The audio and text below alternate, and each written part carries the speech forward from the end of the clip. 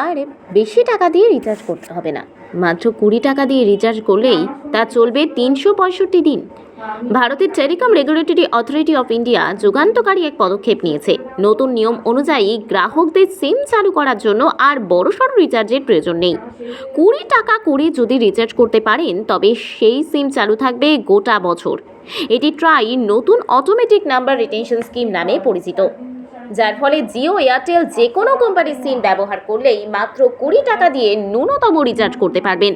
ট্রাইয়ের নতুন নিয়ম বলছে সিম চালু রাখতে এবং নম্বর সক্রিয় রাখতে মাত্র 20 টাকা দিয়ে প্রিপেড রিচার্জ করলেই হবে। এর ফলে মেয়াদ ফুরিয়ে যাবে না এবং স্বয়ংক্রিয়ভাবে চালু থাকবে এই রিচার্জ। এই নিয়মের ফলে যদি 20 টাকা ব্যালেন্স রাখেন তবে সিম 90 দিন পর্যন্ত সক্রিয় থাকবে। যদি 90 দিন কোনো রিচার্জ নাও করেন তবে আপনার ফোন আর বন্ধ হবে না, অর্থাৎ নিশ্চিন্তে থাকতে পারেন।